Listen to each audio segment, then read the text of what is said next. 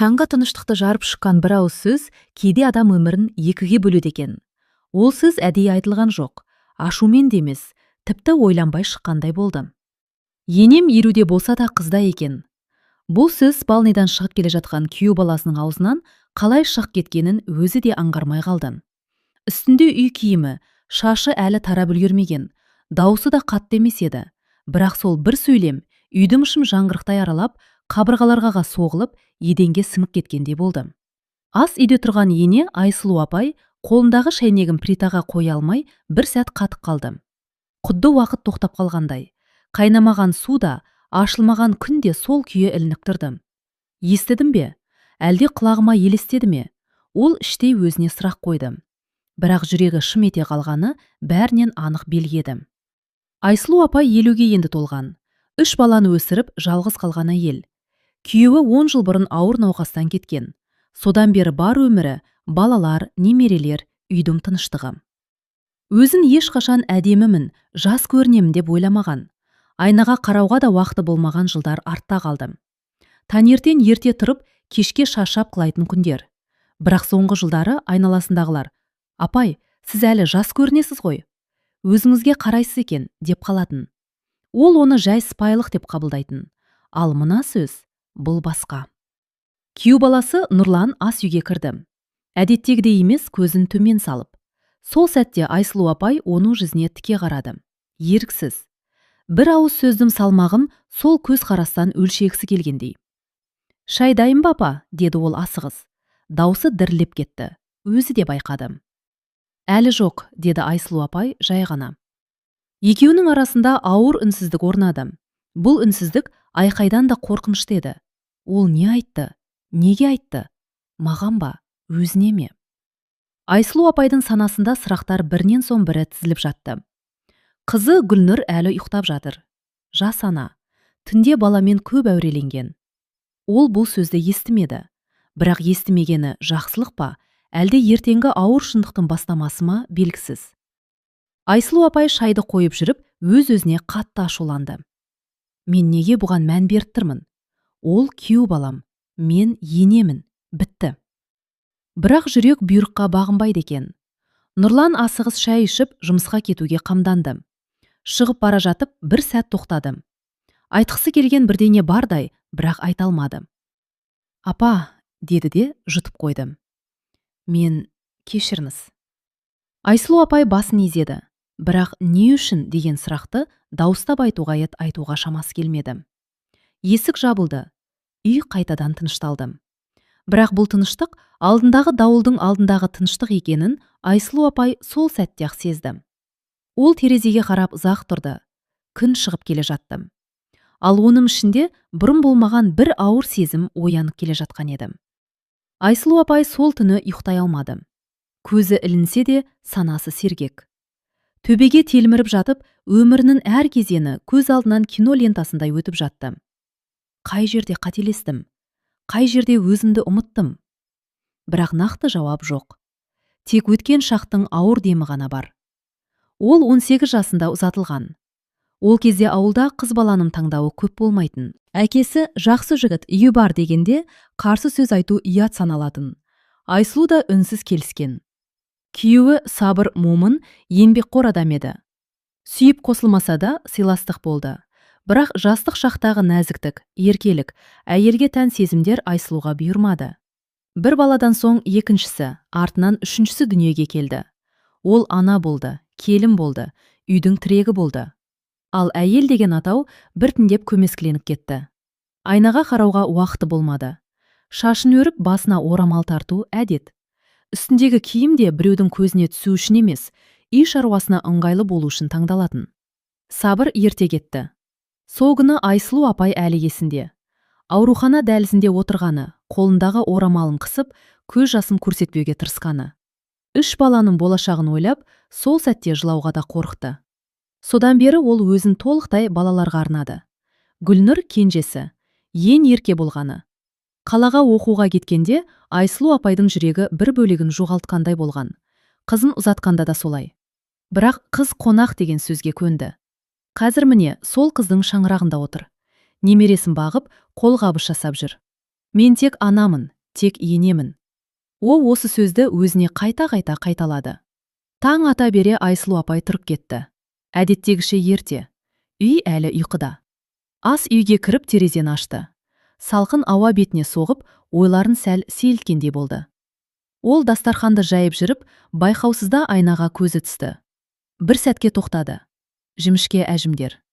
Бірақ көзінде әлі от бар. Жүрісі түзу, дауысы сабырлы.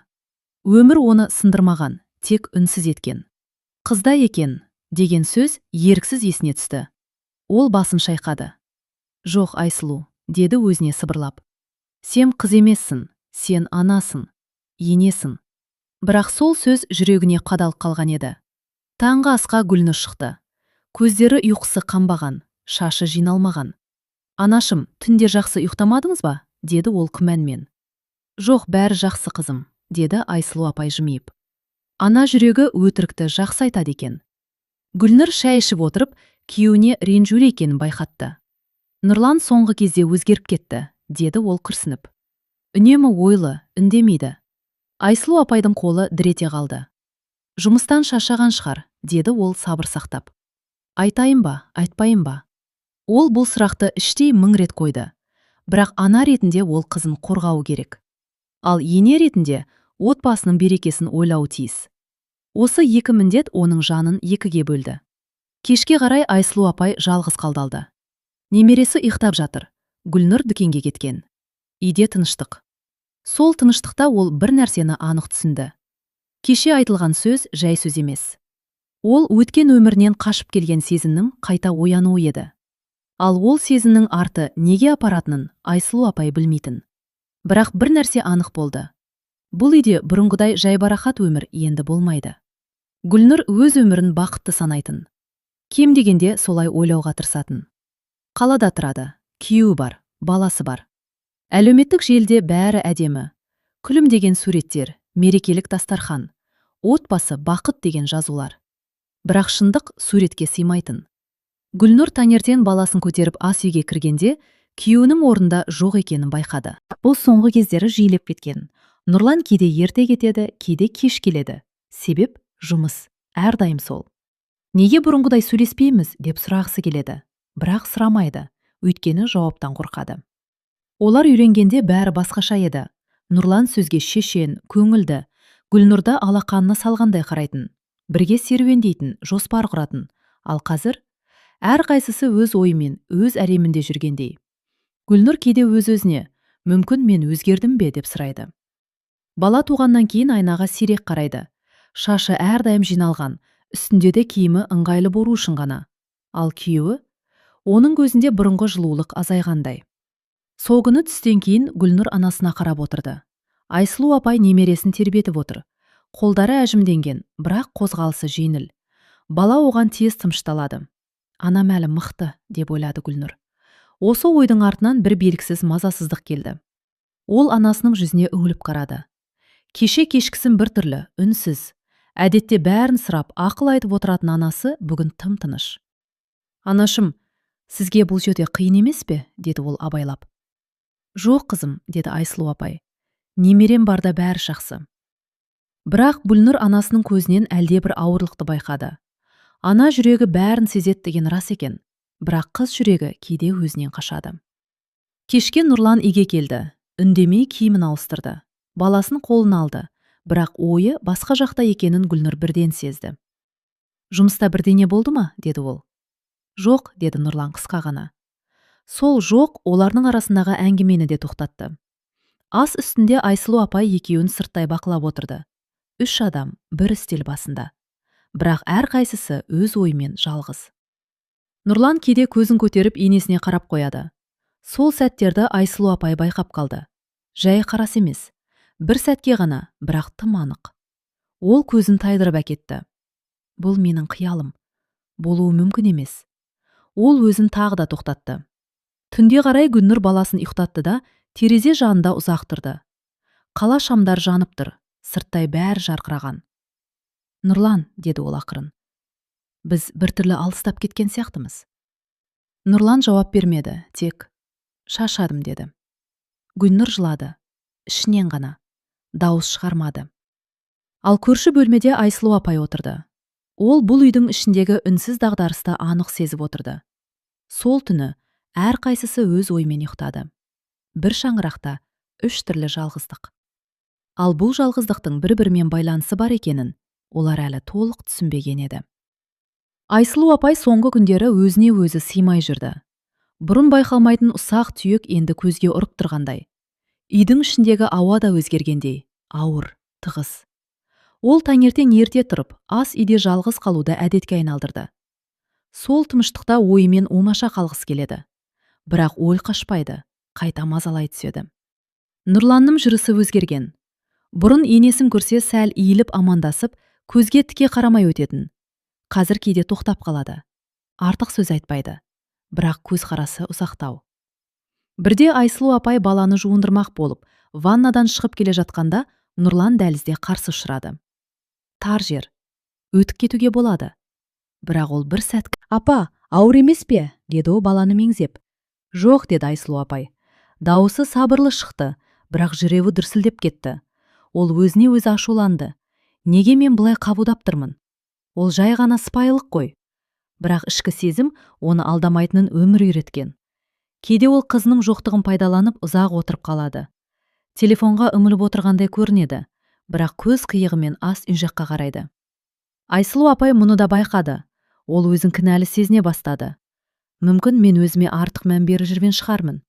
Мүмкін жастық шаққа деген сағынышым осылай көрініп жатқан болар. Сол күні түстен кейін Гүлнұр баласын алып қыдыруға шығып кетті. Үйде Айсұлу апай мен Нұрлан ғана қалды. Үй тым тыныш еді.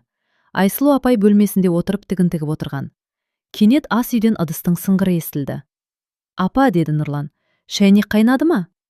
"Қазір шығамын", деді ол. Ас үйге кіргенде Нұрлан незе алдында тұр екен. Арқасымен тұрса да, Айсұлу апай оның мазасыз екенін сезді. "Апа", деді ол тағы да. "Иә?" Нұрлан бір сәт үндемей тұрды. Айта алмай тұрған сөзінің салмағы екеуіне де сезілді. "Сіз", деді де тоқтады. "Жоқ, ештеңе емес." Айсұлу апайдың жүрегі шым ете қалды. "Айта бер, балам", деді ол. Кейде, Нұрлан жұтынды. Кейде адам өзі де түсінбейтін ойларға тап болады екен. Ол осы жерден әрі аса алмады. Айсұлу апай бір қадам артқа шегінді. Дауысы қатты шықпасын деп барынша сабыр сақтады. "Ой, жел сияқты", деді ол. "Бірақ адам сол желдің қайда соғатынын өзі шешуі керек." Нұрлан басын изеді. Көзі төмен қарады. Осы сәт Айсұлу апай үшін бәрін анықтап бергендей болды. Бұл жай елес емес. Бұл күдік емес. Бұл шекараға жақындау еді. Сол кеште Гүлнұр үйге қуанып келді. Баласы күліп жүр. Ол ештеңе сезбеді. Ал Айсұлу апай сол түні өз бөлмесінде ұзақ отырып қалды. Тас қараңғыда. "Мен бұл жерде қалмауым керек пе?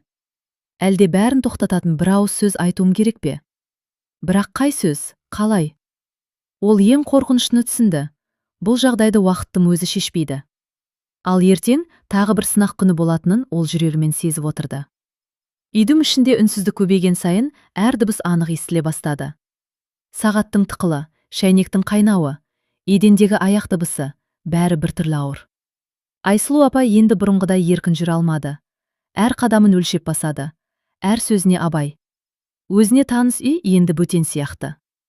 Таңертең дастархан басында үшеуі отырды. Гүлнұр баласына тамақ беріп әлек. Нұрлан телефонға үңілген. Айсұлу апай шай қиып отыр. "Бүгін анам ауылға барып қайтсам деп еді", деді Гүлнұр бейқам дауыспен. Айсұлу апайдың қолы бір сәтке тоқтап қалды.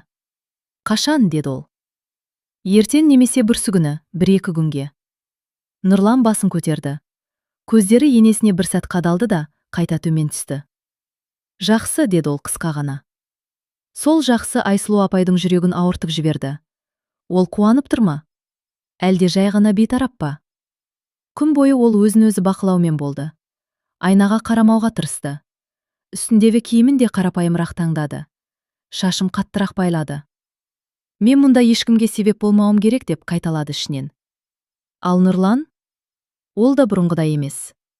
Үйде ұзақ, бірақ кетер алдында бірдеңе айтқысы келетіндей есік алдында кідіріп қалады. Сол күні кешке Гүлнұр көршіге шақ кетті. Бала ұйықтап қалған. Үйде екеуі ғана. Айсұлу апай ас үйде ыдыс жуып тұрды. Арт жағында біреу тұрғанын сезді. Бұрылып қараса, Нұрлан. Апа, деді ол жай ғана. Мен сізді ренжітіп алған сияқтымын. Жоқ, деді Айсұлу апай дереу. Ренжіген жоқпын. Бұл шындықтың жартысы ғана еді. Кейде адам өз ойынан өзі қорқады, деді Нұрлан. Бірақ ой әрекет емес қой. Айсұлу апай ыдысты орнына қойды. Терең дем алды. Дұрыс, деді ол. Бірақ ойды әрекетке айналдырмай ұстап тұру нағыз адамгершілік. Нұрлан үндемеді. Сен менің күйеу баламсың, деді Айсұлу апай сөзін жалғастырып. Ал мен сенің енеңмін. Бұл шекара ешқашан бұзылмауы керек. Осы сөздерді айту оған оңай болған жоқ, бірақ айту керек еді. Нұрлан басын изеді. Көзіне өкініш те, ұят та араласқан. Мен түсінемін, апа. Сол сәтте Гүлнұрдың есік ашқан дауысы естілді. Екеуі де селк ете қалды. Айтылмаған сөздер ауада қалқып қалды. Кеш тыныш өтті, бірақ ол тыныштық жалған еді. Түнде Айсұлу апай тағы да ұйықтай алмады. Терезеден түскен ай сәулесі бөлмені жарық қылып тұр. Ол өз өмірін ойлады. Мен осы үйде қалсам, бәріне ауыр боламын. Ал кетсем, қызымды жалғыз қалдырамын. Ана жүрегі екі оттың ортасында қалды. Сол түні ол бір шешімге жақындай түсті. Бірақ ол шешімді айтуға әлі дайын емес еді. Ал бұл үнсіздік ұзаққа созылмайтынын ол анық сезді. Өйткені айтылмаған сөздер бір күні бәрібір жарылып шығады. Гүлнұр соңғы кезде өзін танымай қалғанда еді. Айнаға қараса өзі, бірақ көзіндегі бұрынғы сенім жоқ. Күлімдесе еріксіз, жыласа ішінен. Ол ешкімге шағынбайтын, әсіресе анасына. Анасы онсыз да көп көрді деп ойлайтын. Менің мұңымды көтермесе де болады. Бірақ жүрек жүк көтере бермейді екен. Түнде Нұрлан ұйықтап кеткен соң, Гүлнұр баласының қасына барып жатады. Баланың тыныс алғанын тыңдап өзіне күш жинайды. Сол ғана оны ұстап тұрғандай. Біз неге осылай өзгердік? Қай жерден айырылдық бір-бірімізді? Ол алғаш тұрмысқа шыққан күндерін есіне алды. Қарапайым той, үлкен үміт. Бәрі жақсы болады деген сенім. Ал қазір сол сенім сөніп бара жатқан шырақтай әлсіреген. Сол күні түстен кейін Айсұлу апай мен Гүлнұр ас үйде бірге отырды. Бала ұйықтап жатыр. Терезеден күн сәулесі түсіп тұр. Сырттай бәрі тыныш. Қызым, деді Айсұлу апай жай ғана. Жүрегінде бір ауыр нәрсе бар сияқты. Гүлнұр селк ете қалды. Ана жүрегін алдау мүмкін емес екенін сол сәтте түсінді. Жоқ, анашым, деді ол тез. Бәрі жақсы. Бірақ дауысы сенімсіз шықты. Айсұлу апай үндемеді. Қызының бетіне ұзақ қарап отырды. Сол көзқарас Гүлнұрдың ішіндегі бар қорғанды бұзып жіберді. Мен, деді ол жұтынып. Мен шаршадым, анашым. Көзінен жас ыршып кетті. Ол қолымен бетін жауып үнсіз жылады. Дауыс шармады. Тек ұйығы дірілдеп тұрды. Айсұлу апай орнынан тұрып қызын бауырына басты. Ештеңе сұрамады. Ана үшін кейде сұрақ артық. Мен жақсы әйел бола алмадым ба? Деді Гүлнұр жылап отырып. Әлде жақсы жар емес пе едім? Олай деме, қызым, деді Айсұлу апай жұмсақ дауыспен. Әйелдің бағасын тек бір адамның көңілімен өлшеуге болмайды. Гүлнұр басын шайқады. Ол бұрынғыдай қарамайды, деді ол сыбырлап. Кейде мен жоқ сияқтымын. Айсұлу апайдың жүрегі шым ете қалды. Мен сезген нәрсені ол да сезіп жүр. Бірақ ол өз күдігін айта алмады. Айтса, бәрі қиындай түсетінін білді. Кейде адамдар өз ішіндегі дағдарысты өзгеден көреді, деді ол абайлап. Бұл сенің кінәң емес. Гүлнұр терең дем алды.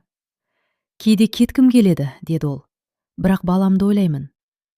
Ана болған әйел ешқашан әлсіз емес, деді Айсұлу апай. Сен тек өзіңді жоғалтып алма. Осы сөздер Гүлнұрдың жүрегіне сәл болса да демеу болды. Кешке Нұрлан үйге келді. Әдеттегідей салқын. Гүлнұр оған қарап отырып, бір кезде осы адамды қатты сүйгенін ойлады. Ал қазір араларында көзге көрінбейтін қабырға бар. Ал Айсұлу апай сол кеште бір нәрсеге анық көзі жетті. Қызының жаны жаралы.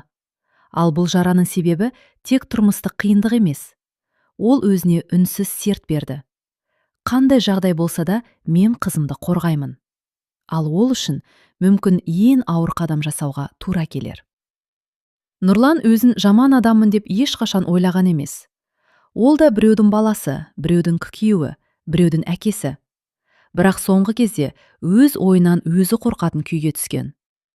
Ол түн ортасында оянып кететін болды. Төбеге қарап жатып, өткен өмірін ойлайды. Сол ойлардан қашқысы келеді, бірақ қашқан сайын соңынан қалмайды. Нұрлан әкесін ерте жоғалтқан. Ол кезде 12 жаста еді. Анасы ауыр еңбекпен күн көрді. Үйде әйел адамның бейнесі әрдайым шаршаған, үнсіз, бірақ мықты болып көрінетін. Анасы ешқашан еркелеткен жоқ. Еркек бол дейтін ғана. Сол сөз оның өмірлік ұранына айналды. Ерте жұмыс істеді, ерте есейді. Ал әйел дегенді ол екі түрлі қабылдайтын. Бірі әлсіз, күтімді қажет ететін. Екіншісі бар ауыртпалықты көтеріп жүрген, бірақ өзін ұмытқан. Гүлнұрды алғаш көргенде ол бірінші бейнені көрді. Нәзік, күлімсіреген, үмітке толы. Соған ғашық болды. Ал жылдар өте келе тұрмыс, бала, жауапкершілік бәрін өзгертті. Гүлнұр да анасына ұқсап бара жатқандай көрінді. Шаршаған, үндемейтін, өзін кейінге қойған. Ал Айсұлу апай, ол екінші бейнені еске салды, бірақ өзгеше. Шаршаса да өзін жоғалтпаған, сабырлы, тік жүретін. Даусы жұмсақ, бірақ ішінде қаттылық бар. Нұрлан осыны өзіне мойындағысы келмеді. Бұл дұрыс емес. Бұл ой болмау керек. Бірақ ойға тыйым салу ең қиын нәрсе екен. Сол күні ол жұмыстан ерте қайтты. Үйге кіргенде Айсұлу апай жалғыз отыр екен. Теледидар өшірулі, терезеге қарап отыр.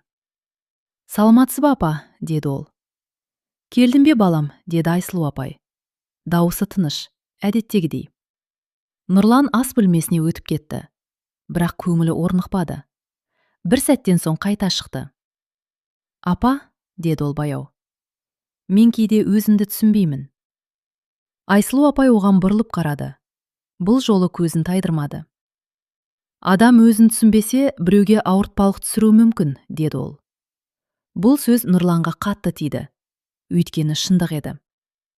«Мен ешкімге жамандық жасағым келмейді», деді ол. «Жамандық тек әрекетпен емес, үнсіздікпен де жасалады». Нұрлан басын салбыратты. Ол бұл үйде бәрінің ауыр екенін сезіп жүр, бірақ қалай дұрыс істеу керегін білмейді. Кешке Гүлнұр келгенде ол әйеліне ұзақ қарап қалды. Көзінің астында көлеңке бар, жүзі жүдеу. «Мен оны ренжіттім бе? Әлде өзімді жоғалтып алдым ба?» Осы сұрақтарға жауап таба алмады. Түнде ол ұйықтай алмады. Бір сәтте өзіне қатты ашуланды. «Мен не істеп жүрмін? Мен әке, күйеу, адаммын». Сол түні ол бір шешімге келді. Өзін де, өзгелерді де алдауды тоқтату керек. Бірақ бұл шешімді қалай жүзеге асыратынын ол әлі білмеді. Ал Айсұлу апай сол түні тағы бір нәрсені түсінді. Нұрлан жаман емес, бірақ әлсіз. Ал әлсіздік кейде ең қауіпті нәрсе. Бұл күн өзгелерден ерекше басталған жоқ. Таң атты, шай ішілді, бала күлді. Бірақ әрқайсысының ішінде бір белгісіз мазасыздық бар еді. Айтылмай жүрген сөздер ауада ілініп тұрғандай.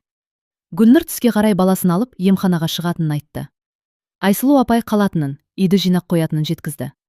Нұрлан жұмыста екенін айтып кеткен. Есік жабылған соң үйде терең тыныштық орнады. Бұл тыныштық бұрынғыдай жайлы емес, керісінше, қысым түсіретіндей. Айсұлу апай терезелерді ашып, үйді желдетті. Үстелді сүртті, артық нәрселерді орнына қойды. Әр әрекеті өз ойынан қашу секілді. «Мен мұнда уақытша адаммын», деді ол іштей. «Қызымның үйі, мен кетуім керек». Осы ойды бекітуге тырысқан сайын жүрегі ауырлай түсті. Сол сәтте есік ашылды. Нұрлан кірді. Ерте келген. «Жұмыста бір мәселе шығып, бүгін ерте жіберді», деді ол түсіндіргендей. «Жақсы», деді Айсұлу апай. Екеуі бір-біріне қарама-қарсы тұрды. Араларында бірнеше қадам ғана. Бірақ сол бірнеше қадам тұтас бір шекара секілді. Нұрлан орындыққа отырды. Айсұлу апай ас үйде шай қоюға кірісті. Әдеттегі әрекеттер, бірақ ішкі күйзеліс әдеттегі емес. «Апа», деді Нұрлан кенет. «Сіз кетемін деп ойлап жүрсіз бе?» Айсұлу апайдың қолы бір сәтке тоқтады. «Неге олай дедің?» деді ол. «Сезіледі», деді Нұрлан. «Сіз соңғы кезде алыстап кеттіңіз». Айсұлу апай шайнекті өшірді, терең дем алды. «Кейде алыстау ең бір шешім, балам», деді ол. «Мен сізді ренжіткім келмейді», деді Нұрлан. Даусы баяу, бірақ анық. «Бірақ кейде ойлар өз бетімен кетеді». Айсұлу апай оған тура қарады. Бұл жолы қашпады. Ойға келгеннің бәрі адам емес, деді ол. Адам сол ойға не істегені. Бұл сөз екеуінің де жүрегіне тиді. Бір сәтке үнсіздік орнады. Сол үнсіздікте Нұрлан орнынан тұрып, бір қадам алға шықты да, дереу тоқтады. Өзі де аңғарды, өзі де шошыды. Кешіріңіз, деді ол дереу. Мен шектен шыққым келмейді. Айсұлу апайдың жүрегі дүрсілдеп кетті. Бірақ жүзі өзгермеді. Дұрыс, деді ол сабырмен. Шектен шығу бір қадам емес. Ол іштен басталады. Нұрлан басын төмен салды. Ият, қорқыныш, өкініш, бәрі аралас. Мен бүгіннен бастап бәрін дұрыстағым келеді, деді ол. Онда ең алдымен, деді Айсұлу апай, Гүлнұрмен сөйлес. Ашық, адал. Осы сөз Нұрлан үшін ауыр болды. Бірақ қажет. Сол сәтте есік ашылып, Гүлнұр кірді. Бала ұйықтап қалған. Ол екеуін ас үйде көріп, бір сәтке тосылып қалды. Бірдеңе болды ма? Деді ол. Жоқ қызым, деді Айсұлу апай жымиып. Біз тек шай ішіп отыр едік. Бұл тағы бір айтылмаған шындық еді. Кешке қарай Айсұлу апай бөлмесіне кіріп, есікті жапты. Төсегіне отырып, ұзақ ойланды. Бүгін бір шекараға келдік, одан аттамадық. Бірақ ол шекараның бар екенін бәрі сезді. Ал бұл ең қауіпті кезең еді. Өйткені адам шекараны таныған сәтте, оны не күшейтеді, не бұзады. Айсұлу апай бұл түні де ұйықтай алмады. Бірақ бұл жолы ойы бұрынғыдай бытыраңқы емес еді. Бір арнаға түскендей. Ауыр болса да анық. Мен бұл жерде қалмауым керек. Бұл ой жүрегін тіліп өткендей болды. Өйткені бұл үй қызының үйі. Немересінің күлкісі осы жерде, ал ана үшін одан артық бақыт бар ма? Бірақ кейде кету, тастап кету емес, қорғау екен. Таң ата Айсұлу апай тұрып, жаймен жинала бастады. Айғай жоқ, асығыс жоқ. Әр затты қолына алғанда, өткен күндер көз алдына келді. Немересінің алғашқы күлкісі, Гүлнұрдың шаршаған жүзін жасырып күлген сәттері. Мен қызымның көз жасына себеп болмауым керек, деді ол іштей. Ас үйге шыққанда Гүлнұр жалғыз отыр екен. Шайын ішіп отыр, көзі ойлы. Анашым, ерте тұрдыңыз ба? Деді ол. Я, қызым, деді Айсұлу апай. Сенімен сөйлесетін бір нәрсе бар. Гүлнұр бірден алаңдап қалды. Анасының дауысы тым сабырлы еді. Әдетте дәл осындай тыныштықтың артында маңызды шешім тұратын. Мен ауылға барып қайтайын деп едім, деді Айсұлу апай. Біраз уақытқа. Неге? Деді Гүлнұр тез. Бізге көмегіңіз тиіп жүр ғой. Бала да сізге үйреніп қалған. Айсұлу апай қызының қолын ұстады. Жылы, бірақ нық. Кейде көмектесем деп жүріп, артық болып кетуде бар, деді ол. Сен өз шаңырағыңды өзің ұстап үйренуің керек, қызым. Бұл сөз Гүлнұрдың жүрегіне тиді. Ол бірден бәрін түсінбесе де, бір нәрсенің дұрыс емес екенін сезді. Бұл Нұрланға байланысты ма? Деп сұрады ол жай ғана. Айсұлу апай бір сәт үндемей қалды. Осы үнсіздік бәрінен де көп нәрсені айтты. Бұл бәрімізге байланысты, деді ол ақыры. Кейде адам алыстағанда ғана бірін-бірі қайта көреді. Гүлнұрдың көзіне жас келді. Мен сізді жіберім келмейді, деді ол. Мен кетіп бара жатқан жоқпын, деді Айсұлу апай. Мен тек тыныштыққа барып қайтамын. Осы кезде Нұрлан ас үйге кірді.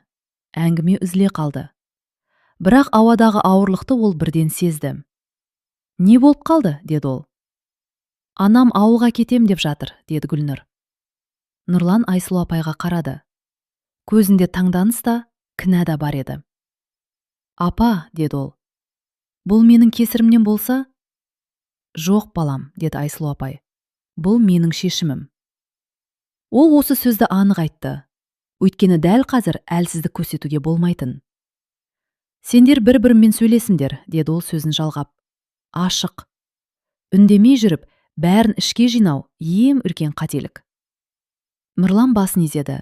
Бұл жолы шын ниетпен. Сол күні Айсұлу апай жолға дайындала бастады. Кішкентай сөмке ғана. Артық ештеңе алмады. Артық сөз де айтпады. Кешке немересін құшағына алып, ұзақ отырды. Баланың тыныс алғаны жүрегіне жылу берді. Мен дұрыс істеп жатырмын ба, деген сұрақ тағы да келді. Бірақ артынан бір ой келді. Мен ең алдымен анамын. Ал ана кейде өз жүрегін емес, баласының болашағын таңдайды. Түнде бәрі ұйықтаған соң Айсұлу апай терезе алдына барып тұрды. Қала шамдары жанып тұр. Бірақ ол көз алдына ауылдың тыныш кешін елестетті. Ертең ол бұл үйден шығады. Ал бұл кету, қашу емес еді. Бұл бәрін сақтап қалуға жасалған соңғы ең ауыр қадам болатын. Айсұлу апай ауылға жеткенде күн жарқырап тұрды. Жұрт әдеттегідей жұмысына кірісіп кеткен.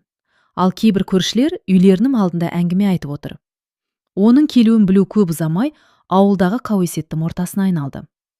Айсұлу апай келіпті екен, деді бір көрші еден жуып тұрғанда. Сол үйдегі жас әйелдің жағдайы қалай екен, деп қосты екіншісі сыбырлап. Айсұлу апай бұларды байқамағандай жүрді, бірақ әр сөз жүрегіне тимей қойған жоқ. Оның өмірі үнемі қарапайым болды, бірақ қазір әр қадамын жұрттың көзімен бағалап жатқандай сезінді. Таңғы шайдан соң ауылдың тыныштығы оған ерекше сезілді. Мұнда ешкім оны күйеу баласының жүріс-тұрысына байланысты бағаламайды. Мұнда тек өткенін білетін адамдар бар, бірақ олар да әдеттегідей өмір сүріп жатыр. Айсұлу апай ауылдағы дос апайына барды. Ол ұзақ жылдар бойы өмірлік тәжірибесін бөлісетін сенімді адам еді. Олар бір-бірімен отырып қысқа ғана сөйлесті. Дос апайы оның бетіне қарап, «Кейде адам өзінің орнын табу үшін алыстауы керек» деді. «Мен тек тыныштық іздеп келдім», деді Айсұлу апай. «Қаламыздағы үйде бәрі күрделі». «Ешкімді кінәлеме», деді дос апайы. «Кейде ең ауыр қадам бәрінен алыстау. Сол арқылы барлығы орнына келеді». Айсұлу апай осы сөздерді ішкі үнімен қайталады. Қаладағы үйде барлық нәрсе өзгеріп кеткен. Тыныштық жоқ, үнсіздік ауыр. Бірақ мұнда, ауылда, өмір баяу, адамдар қарапайым, және ешкім оны қадағаламайды. Сол түні Айсұлу апай терезеге қарап отырды. Ауа таза, жұлдыздар жарқырап тұр. Бірнеше сағат бойы ол ауылдың тыныштығын, табиғаттың сабырын сезінді. Бұл тыныштық оны қалпына келтіріп, жаңа күш берді. Ал қалада қалған Гүлнұр мен Нұрлан үшін үйдің іші өзгерді. Айсұлу апай кеткеннен кейін ауадағы ауырлық азайды, бірақ үнсіздік сақталды. Қыз бен күйеу арасындағы шекара әлі анық емес, бірақ олар өз сезімдерін қайтадан қарастыруға мәжбүр болды. Ауылдағы тыныш кеш Айсұлу апайға бір ғана нәрсені көрсетті. Кейде адам өз орнын табу үшін қашуы керек, бірақ жүрек қайтып оралуға дайын болуы тиіс. Айсұлу апай ауылда тыныштық тауып, өз оймен қалса да, қалалық үйдегі жағдайды ойынан шығара алмады. Сол арада Гүлнұрдың ішкі жан дүниесі де өзгере бастады. Бала ұйықтағанда Гүлнұр диванға отырып, ұзақ отырып қалды. Сол түні оның ойы өзімен өзі ғана болды. Ол Нұрланды қатты сүйетінін білетін, бірақ соңғы кездері араларындағы байланыс суып кеткенін де сезген. Көңілінің түбінде бір ауырлық бар еді, бірақ ол анасына айта алмады. «Нұрлан», деп сыбырлады ол өз-өзіне. «Біз бұлай болмауымыз керек еді». Гүлнұр соңғы бірнеше аптадағы жағдайларды еске түсірді. Нұрланның кейде алыстауы, кейде үнсіздігі, ал кейде өзімен сөйлескісі келмей тұрған сәттері. Барлығы оның ішкі жан азабын күшейтті. Ол түсінді, бұл тек тұрмыстық қиындық емес, олардың арасындағы шекара өзгерген. Біреудің көңілі жаралы, бірақ оны мойындауға қорқады. «Ана, мен» деп бастамақ болды да тоқтады. Анасына бәрін айтуға батылы жетпеді. «Жүрегімде ауырлық бар, бірақ оны білдіру оңай емес», деп ойлады ол ішінен. Сол кеште Гүлнұр үшін екі нәрсе анық болды. Біріншісі, Нұрланға деген махаббаты мен жауапкершілігін ештеңе өзгерте алмайды. Екіншісі, әке-шешесінің кеңесі мен тәжірибесі, әсіресе анасының, оның ішкі дағдарысын жеңілдететін жалғыз тірек. Гүлнұр өзіне уәде берді, бәрін ішке жинап, Нұрланмен сөйлескенге дейін сабырлы болады. Бірақ бұл сабыр ауыр жүктің үстіне жиналған тас сияқты. Әр сәт сайын ол салмақты сезіп, ішінен өзіне сұрақ қояды. «Мен шындықты айтуға дайынмын ба? Ал егер айтсам, бәрі қалай өзгереді?» Сол түні бала ұйықтап үй тынышталған соң, Гүлнұр терезеге қарап отырып, өз сезімдерін талдады. Айсұлу апайдың жоқтығы, Нұрланның өзгерген мінезі, оның ішіндегі ауырлық, бәрі бірігіп жүрегіне сызық тартқандай болды. Ол шындықты біледі, бірақ әлі үнсіз. Әлі бәрін ішке жинайды. Сондықтан да үйдегі атмосфера, тыныш, бірақ ауыр, сықырлап тұрған шындыққа толы болды. Келесі күні түстен кейін Гүлнұр баласын бауырында мектепке алып шықты. Үйде тек Айсұлу апай мен Нұрлан қалды. Үйдің тыныштығы ерекше ауыр сезілді. Екеуі де бір-біріне қарады, бірақ сөз шығара алмады. Сол үнсіздік ең қатты дауылдан да қорқынышты еді. Нұрлан бір сәттен соң орнынан тұрып, Айсұлу апайға қарады, жүрегі дүрсілдеп тұр. Апа, мен, деді ол, бірақ сөзін жалғастыра алмай кетті. Айсұлу апай терең дем алды. Ол өзіне сенімді болуға тырысты. Балам, бәрін айт, сөзді іште сақтама. Мен кейде өзімді түсінбеймін, деді Нұрлан. Кейде ойларым дұрыс емес нәрселерді ойлап кетеді. Айсұлу апай бір қадам алға шығып, оны бақылады. Оның көзінде ашық алаңдау бар, бірақ ешқайда қашпауға бел байлағандай. Сен менің күйеу баламсың, деді Айсұлу апай сабырлы дауыспен. Ал мен сенің енеңмін. Бұл шекара ешқашан бұзылмауы керек. Нұрлан басын изеді. Ұят, қорқыныш, өкініш, бәрі араласқан. Мен ешкімді ренжіткім келмейді, деді ол. Бірақ кейде ойлар өз бетімен кетеді. Айсұлу апай қолын оның иығына қойды. Бұл әрекет сөзі жоқ, бірақ бәрін айтты. Дұрыс. Ойдан әрекетке өтпеу, нағыз адамгершілік. Бәріміздің өзімізді ұстай білетініміз маңызды. Нұрлан терең дем алды. Бір сәт үнсіздік орнады. Екеуі де бір нәрсені сезді. Бұл әңгіме қысқа, бірақ өте маңызды. Енді бәрі дұрыс болады, деді Айсұлу апай ақырын. Бірақ сенің алдымен Гүлнұрмен сөйлесіп, бәрін ашық айтуың керек. Түсіндім апа, деді Нұрлан. Мен дайынмын. Сол сәтте есік сырғыды, Гүлнұр кірді, бала қолында. Үш адамдың арасы тыныш, бірақ ауада бұрынғыдай салмақ бар. Айсұлу апай ішкі сезімін білдірмей, жай ғана күлімсіреді. Бірақ оның ішкі үні, бәрі енді өзгермелі. Бұл тек бастамасы. Үш адамның үнсіздікпен сөйлесуі, шындықтың алғашқы сатысы ғана еді. Ал алдағы күндер шекараның қайда аяқталатынын анықтайтын болады. Сол түстен кейін Нұрлан бөлмесіне кіріп, терезе алдына тұрды. Қала шамдары жанып тұр, бірақ оның көңілі қараңғы. Көз алдында өткен күндер, Айсұлу апайдың айтқандары, Гүлнұрдың үнсіз күңкілеуі бір-бірімен араласып кетті. Мен дұрыс істеп жатырмын ба, деп ойлады ол. Әр әрекетім жауапкершілік, әр үнсіздік ұят. Бір сәтке ол өзінің ішкі күресін еске алды. Жастық шақтағы ойсыз әрекеттер, ата-анасының үмітін ақтамаған сәттер.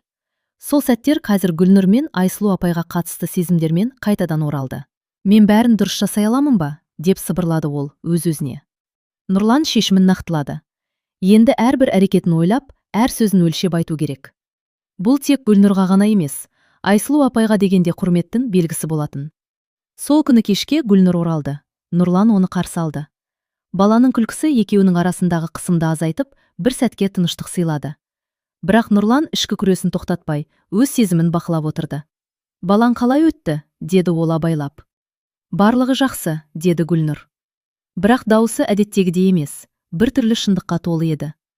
Нұрлан ішкі дағдарысын жеңуге тырысты. Бір кезде ол Гүлнұрға жақындады. Көзінде қаттылық та, уайым да бар еді. Біз сөйлесуіміз керек, деді ол. Адал, ашық. Бәрін жасырып жүріп, бәрімізге ауырлық тудыра береміз. Гүлнұр басын изеді. Ішкі шындықты мойындауға дайын емес, бірақ сөздің салмағын түсінді. Айсұлу апай бөлмесінде отырып, бәрін тыңдап отырды, үнсіз. Бірақ оның ішкі үні. Бәрі өз орнына келе бастады. Енді әрқайсысы өз жолын табуы керек. Сол кеште Нұрлан өзін жаңа бір деңгейде сезді. Жауапкершілік пен ұят арасындағы күрес тек бастама ғана еді. Ал алдағы күндер нақты әрекетке шақыратын кезең болатын. Түн. Үй іші тыныш. Бала ұйықтап қалған. Теледидар өшірулі. Ас үйде тек шамның жарығы ғана жанып тұр. Сол жарықта Гүлнұр мен Нұрлан бір-біріне қарсы отырды.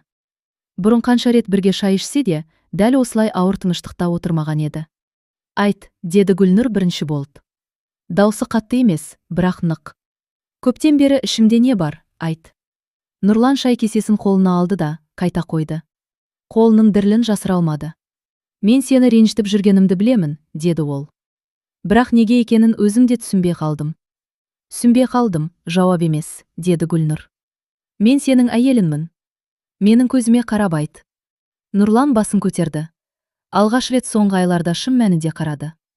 Сол сәтте Гүлнұр оның көзінен қорқынышты көрді. Ашықтықтан емес, шындықтан қорқу. Мен өзімді жоғалтып алдым, деді ол ақыры. Жұмыс, жауапкершілік. Бәрі бір-біріне араласып кетті.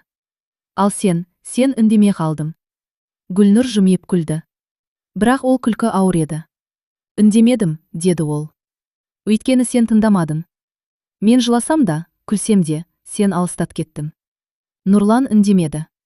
Мен өзімді қажетсіз сезіндім, деді Гүлнұр, даусы дірілдеп. Әйел емес, жай ғана үйдің бір бөлшегі сияқты. Бұл сөз Нұрланға ауыр тиді. Мен саған опасыздық жасаған жоқпын, деді ол тез.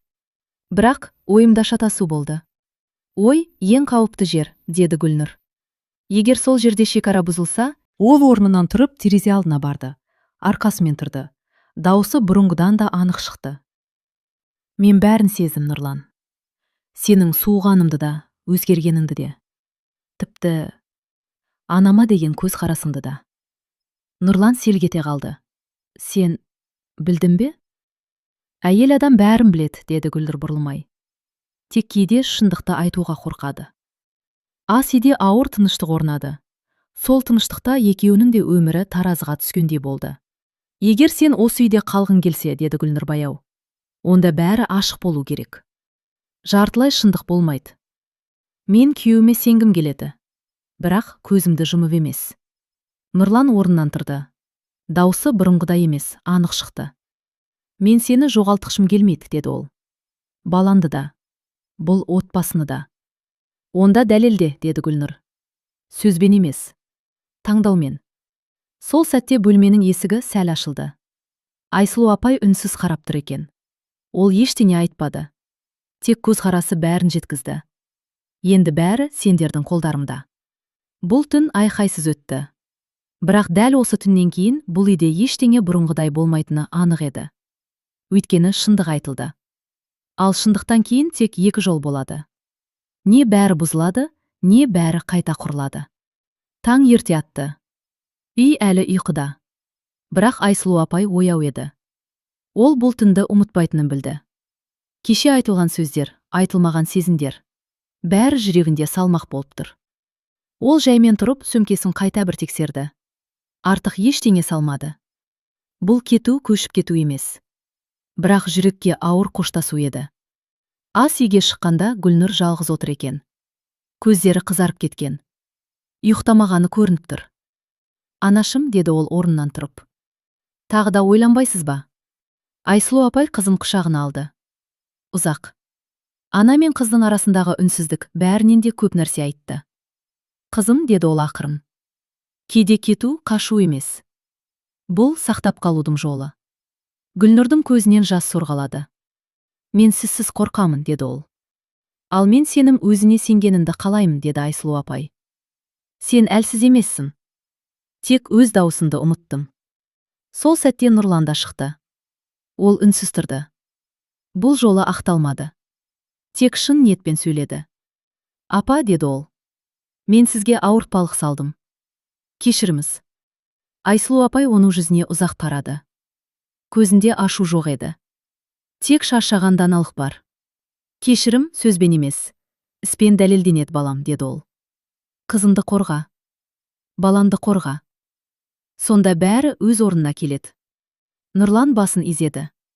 Бұл бос уәде емес екенін ол іштей сезді. Немересін Айсұлу апай соңғы рет құшағына алды. Бала оның иығына басын қойып, тыныш қана жатты. Мен қайтып келем, деді ол сыбырлап. Бірақ бәрі дұрыс болғанда. Есік жабылды. Гүлнұр босағада ұзақ тұрды. Үй бірден босап қалғандай болды.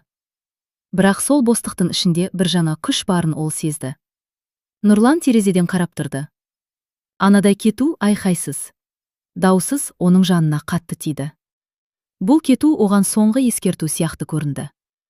Үйде енді 3 адам емес, 2 адам және бір шындық қалды. Ал Айсұлу апай автобусқа отырып бара жатып, көз жасын көрсетпеді. Терезеден жолға қарап, ішінен ғана сыбырлады. Енді сендер өз таңдауларыңды жасайсыңдар. Айсұлу апай кеткеннен кейін үйдің іші тым тыныш болып қалды.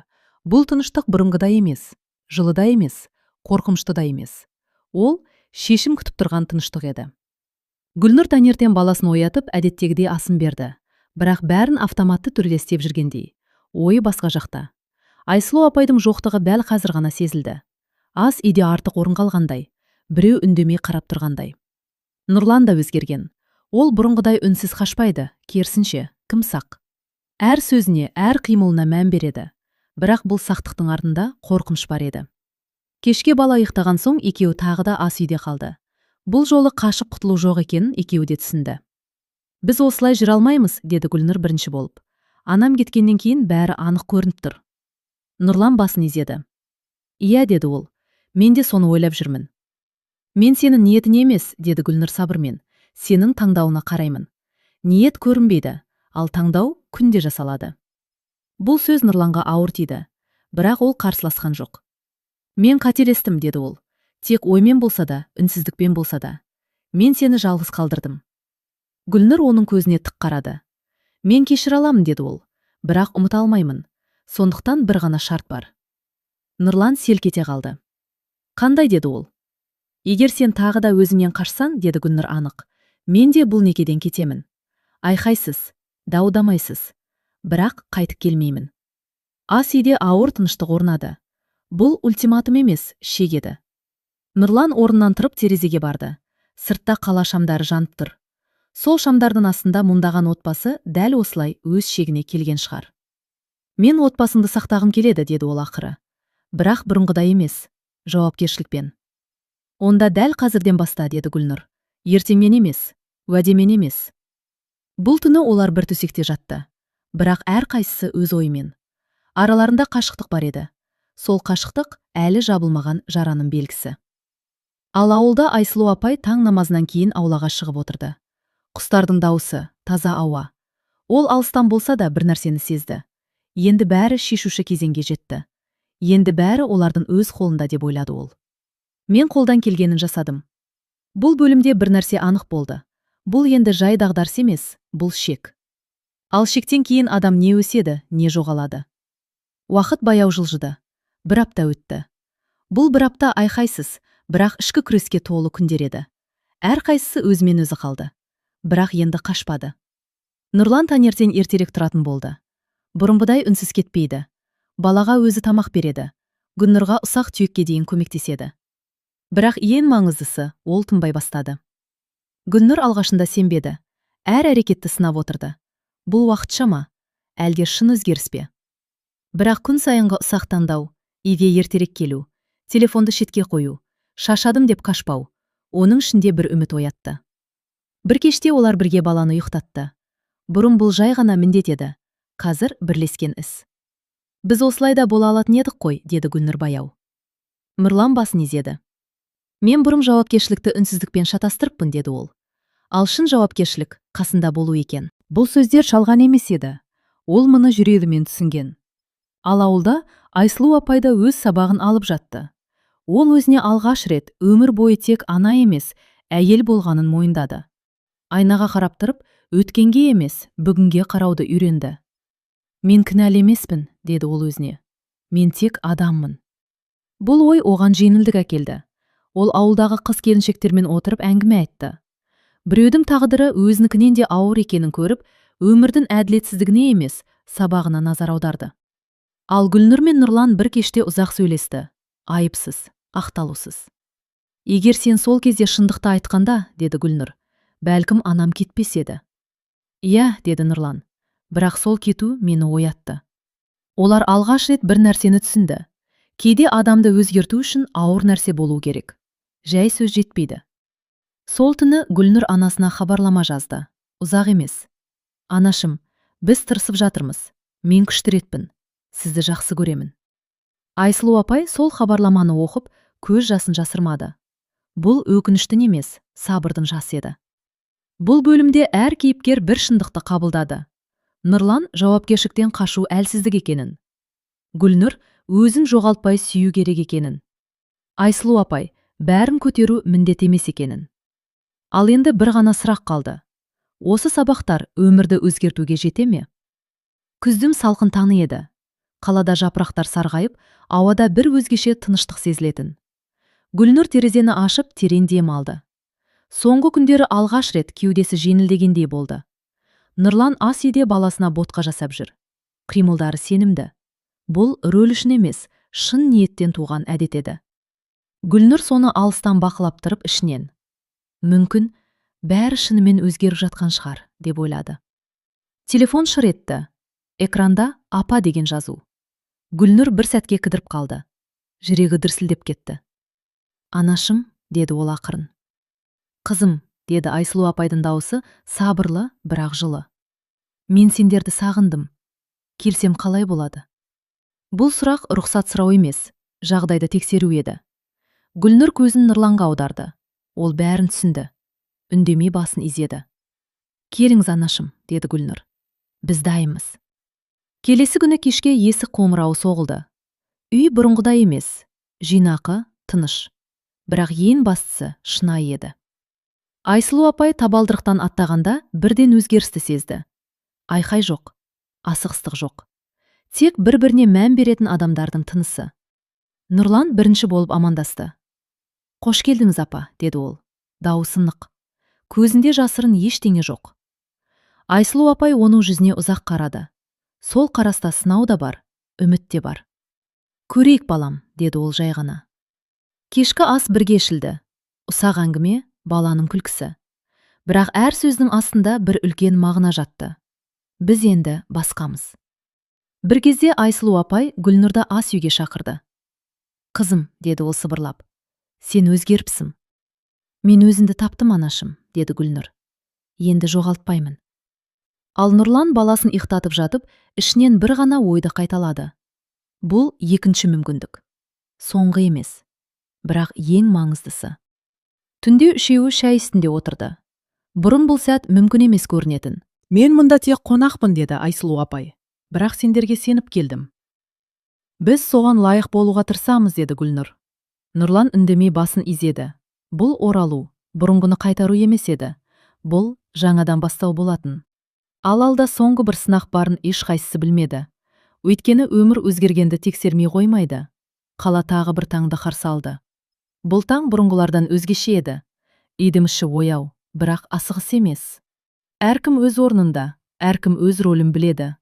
Айсұлу апай ерте тұрып ас үйге шықты. Терезеден түскен жарық оның жүзіндегі әжімдерді жасырмайда, ауырлатпайда көрсетті. Бұл әжімдер өткен өмірдің емес, өткерілген сабақтың ізі еді. Гүлнұр баласын балабақшаға дайындап жүр. Қозғалысы сенімді, даусы анық. Ол енді өзіне сенетін әйел еді. Нұрлан киініп жатып айнаға қарады.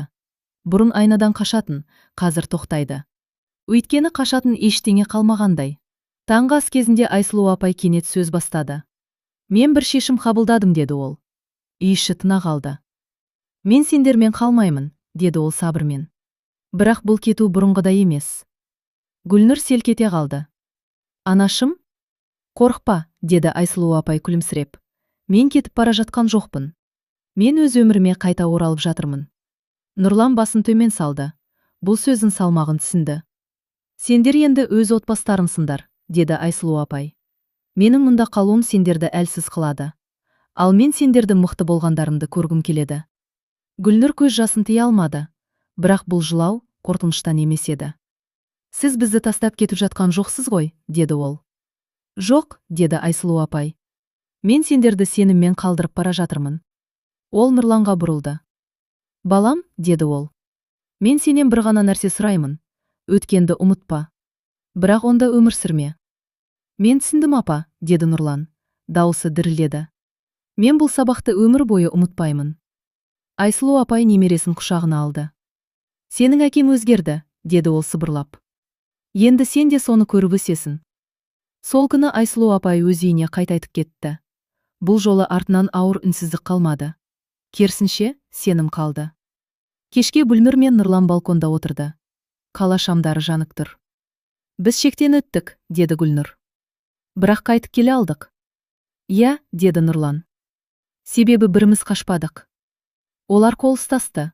Бұл қол ұстасу сезімнің емес, таңдаудың белгісі еді. Өмір мінсіз болып кеткен жоқ. Бірақ шын болды. Ал шындық бар жерде үміт бар. Егер бұл әңгіме сіздің жүрегіңізге жетсе, егер өз үйіңізден, өз өміріңізден бір үзік көргендей болсаңыз, онда пікірге ойыңызбен бөлісіп етіңіз. Өйткені әр ене бір кездері келін болды. Әр келін ертең біреудің енесі болады. Бұл әңгіме сізге ой салса, арнаға тіркеліп қойыңыз. Алда бұдан да шынайы, жанға жақын оқиғалар бар.